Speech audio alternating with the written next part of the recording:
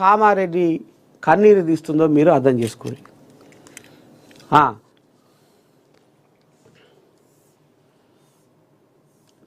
బండి Sanjay real hero. Narmala వరదలో చిక్కుకున్న 5గురు సేఫ్. గ్రామస్తుల ప్రాణాలను కాపాడారంటూ కొనియాడుతున్న ప్రజలు. ఆయన విజ్ఞప్తి మేరకు 4 ఆర్మీ హెలికాప్టర్లను పంపించిన రక్షణ శాఖ. వరదల్లో గల్లంతైన నాగం కుటుంబానికి పరామర్శ, లక్ష సాయం అందజేత. మొత్తానికి బండి సంజయ్ పుణ్యం కట్టుకుంటూ ఏ క్షణాన ఏమవుతుందో తెలియదు, ఏ రోజు ఏ గండమో తెలియదు, ఊహించలేము, కలగనలేము, అనుకోలేము. కానీ ఇవాళ మొత్తం ఆనదేవుడు పగబట్టి అతలా కుతలం చేసే రోజు వచ్చింది. ఇక మరి నిజంగా బండి సంజయ్ రియల్ హీరో అనిపించుకుండు. బండి సంజయ్ రియల్ హీరో అనిపించుకుండు. ఇగో నర్మాల వరదల్లో చిక్కుకున్న 5గురు సేఫ్. మరి ఆయన కూడా ప్రాణాలకు తెగించి, ఒక కేంద్ర మంత్రి అయి ప్రాణాలకు తెగించి, అయ్యో నా జనం, అయ్యో జనాలకు ఆపద వచ్చేనా, అయ్యో జనాలు కష్టాల్లో ఉన్నారా, అయ్యో జనాలు వరదల్లో ఇదైపోతుర్రా అనేది మరి ఆయన గుండె తరుక్కపోయి అగో ఆ రకంగా ముసురు పడుతున్న వరదలకు, వాగులకు మరి ఆయన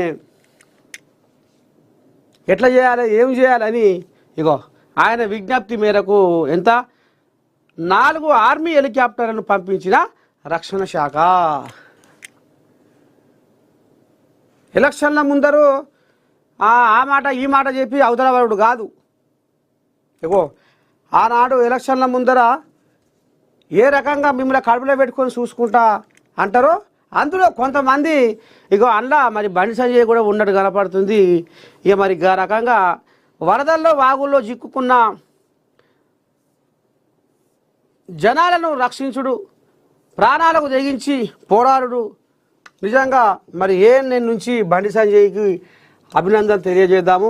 ఎందుకంటే అందరూ లీడర్లు కూడా ఈ రకంగా ఇప్పుడు జనాలకు ఆపద వచ్చింది కాబట్టి, జనాలు కష్టాల్లో ఉండరు కాబట్టి ఇవాళ కడుపులో పెట్టుకొని చూసుకుంటామన్న మాటలకు ఇవాళ వీళ్ళు నిజం చేసుకోవాలి ఆనాడన్న మాటలకు అనేది బండి సంజయ్ని చూసి నేర్చుకోవాలి. ఇక మొత్తానికైతే బండి సంజయ్ బాగానే తిప్పల పడుతున్నాడు జనాల కోసం.